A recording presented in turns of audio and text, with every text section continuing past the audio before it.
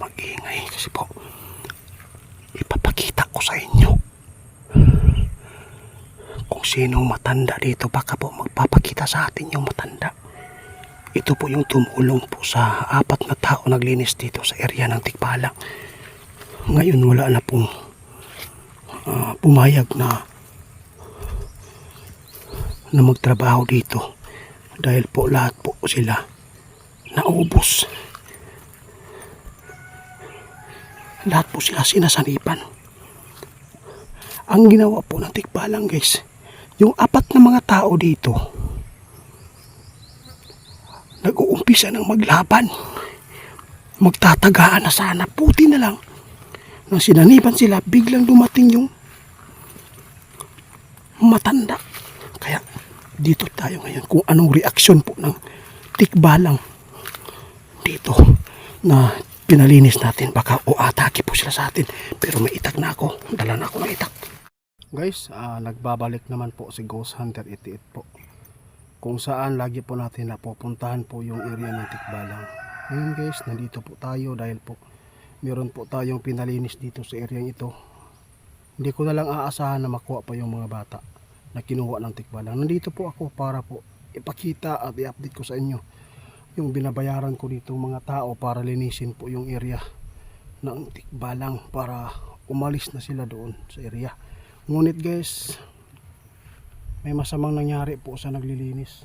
Ngayon wala na yung musokol, no? Wala nang lalaban pa na maglilinis dito sa area dahil po lahat po sila sinasaniban. Mayroong isang tao na tumulong dito guys. Nakita talaga nila na sobrang taas po yung buhok at saka yung bigote. Siguro nasa 100 na yung edad ng matanda.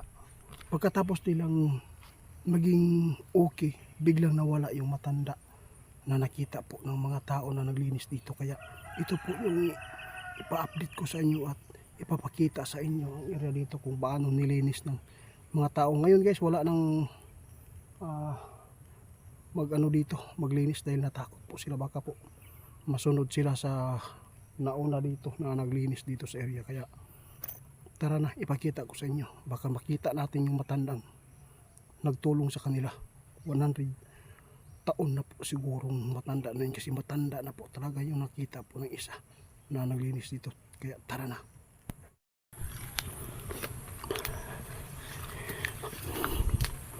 Ito na yung area guys. Hindi lang tayo mag-ingay kasi po ipapakita ko sa inyo kung sinong matanda dito. Baka po magpapakita sa atin yung matanda. Ito po yung tumulong po sa 4 na tao naglinis dito sa area ng Tikbalang. Ngayon wala na pong pumayag na magtrabaho dito dahil po lahat po sila naubos. Lahat po sila sinasanipan.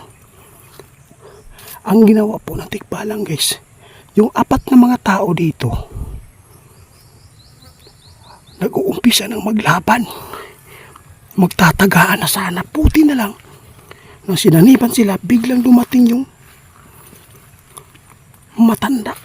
Kaya dito tayo ngayon kung anong reaksyon po ng Tikbalang dito na pinalinis natin. Baka atake po sila sa atin, pero may itak na ako, dala na ako ng itak.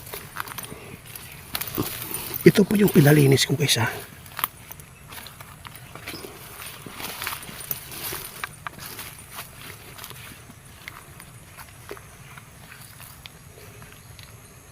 Ayan guys, oh.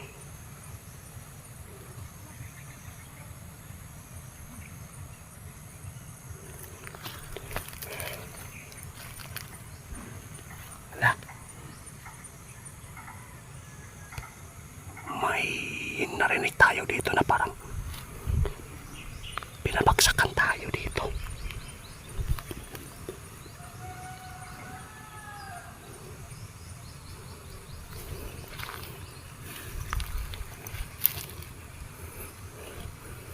Makikita ninyo guys, nalinis. 4 na tao po ito yung pinalinis natin. Siguro nasa 2 hours lang po po sila dito na nilinis.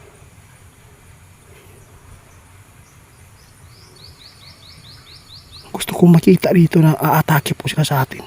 Yung matanda na tumulong sa kanila dito, pagkatapos silang tulungan, biglang nawala. Pakinggan nyo guys, may mga tao dyan sa babaw. Anong ibig sabihin nito? Bakit may mga tao dito sa baba na wala naman tayo nakikita?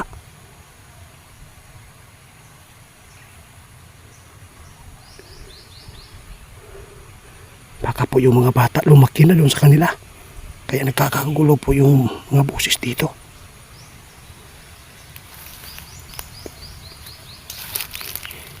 Di na lang tayo pupunta doon sa baba. At least na ipakita ko sa inyo. Magmasid lang tayo muna dito para makita din yung matanda na tumulong para magpakita sa atin.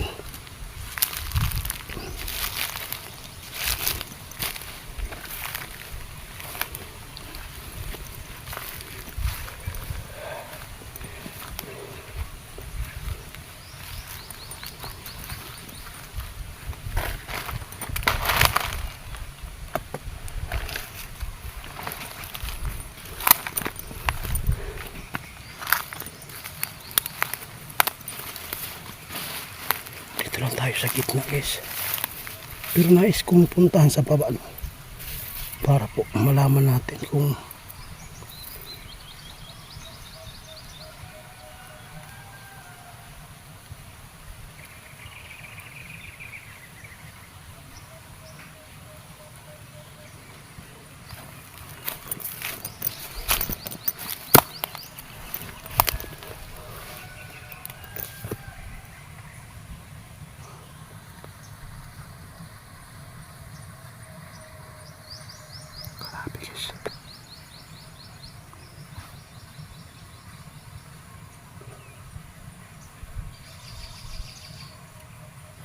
sana po magpakita yung matanda dito sa atin dito.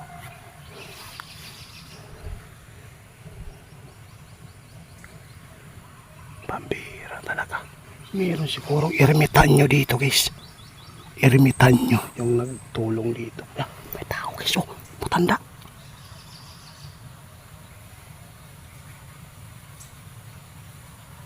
Nawala na.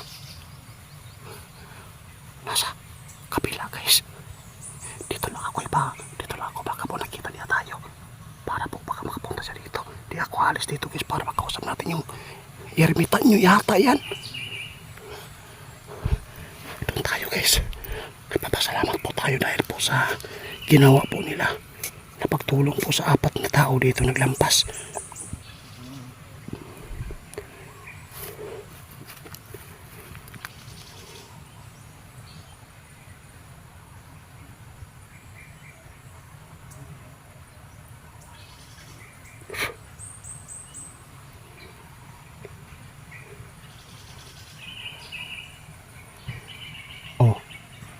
Pinabagsakan tayo ng mga kapangyarihan nila guys. Oh, narinig natin.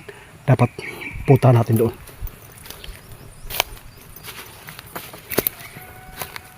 Grabe talaga yung kapangyarihan ng Tikbalang. Nais nila na magpatayan yung mga nagtrabaho dito dahil po nagalit yung Tikbalang sa kanila dahil po dilinis ang area nila. Di wala silang magagawa. Ang gagawin ko dito guys na maglinis dito, si Bro Larry, Alan, sila po yung trabahante natin dito. Subukan natin kung gaano sila katapang yung mga Tikbalang na umaatake kay Bro Larry. Kasi sanay na Bro Larry guys.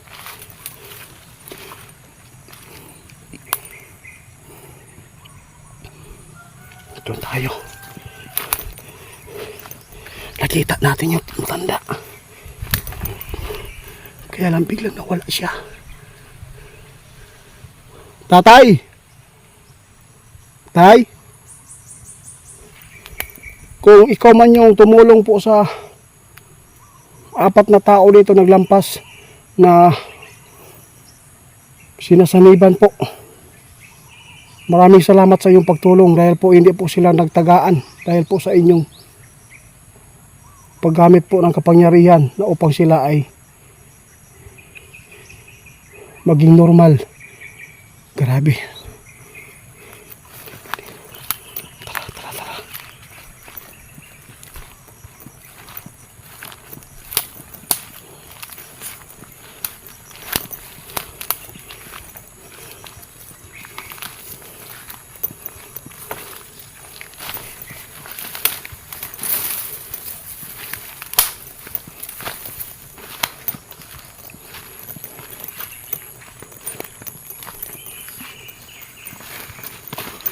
Tara. Bahala na to guys. Nais kong lapitan talaga doon.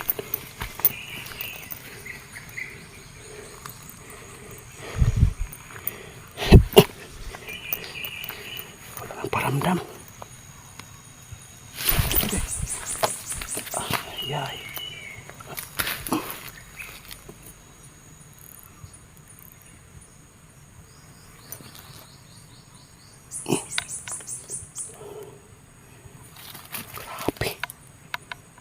Ahas pala dito guys, oh.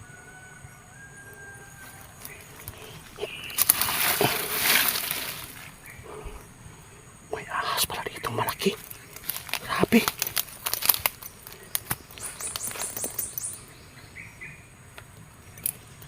Yun. May ahas pala dito malaki, oh. Ito guys, oh. Ahas po ito. Oh. Ang lalaki ng ano? Himbis. Patay na. Grabe. Ang laki ng himbis guys. Dito siya pumasok siguro. Ay, Diyos ko, may ahas pa rin pala ako.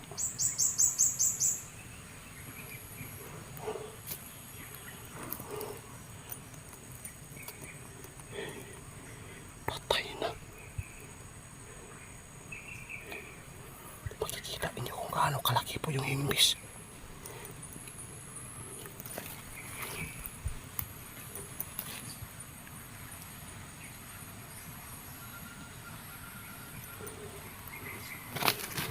Grabe.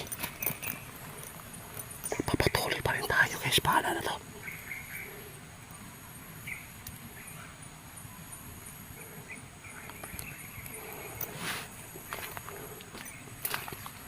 Kulang talaga sa pananampalataya yung 4 na tao ito nagagbas.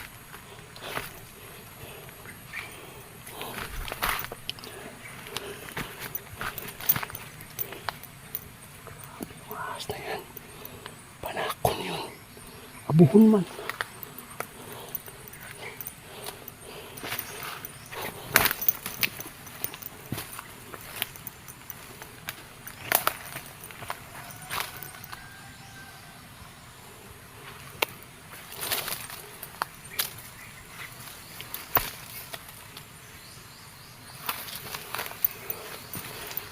Pinilit.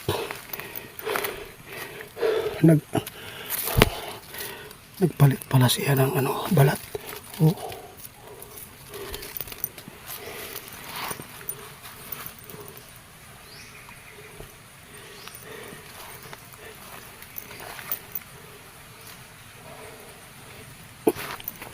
Lapitan natin yung portal ng Tikbalang.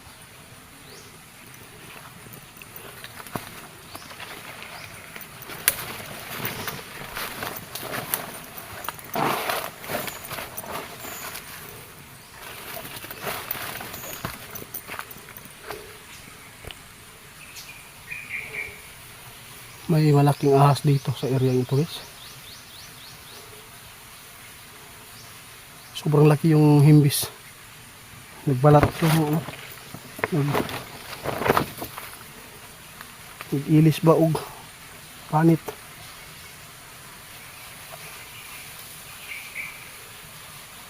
Meron pa mga manok dito guys, labuyo.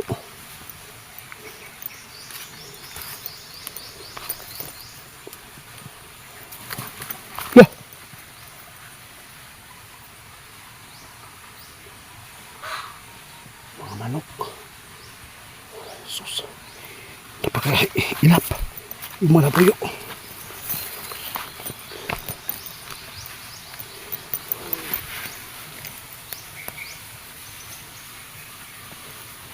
Demonyong tikbalang.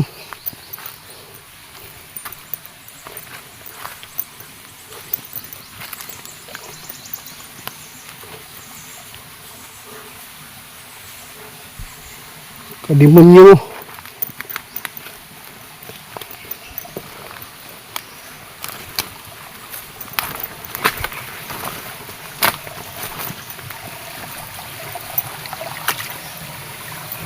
Dito ako. Bakit hindi kinaya yung kaluluwa ko na kakunin po inyo? Bakit po hindi nyo kinaya?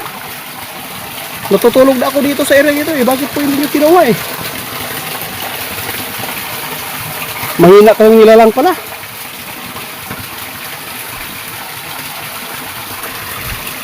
Walang paramdam guys ah. Sino kayong matanda na nagtulong dito sa mga tauhan natin na naglampas? Siguro lali na lang siguro yung ano natin dito, in charge. Guys, dito po tayo ngayon guys ha, sa portal ng Tikbalang. Ano lang, subukan natin na maglagay po ng mga pagunta dito ngayon.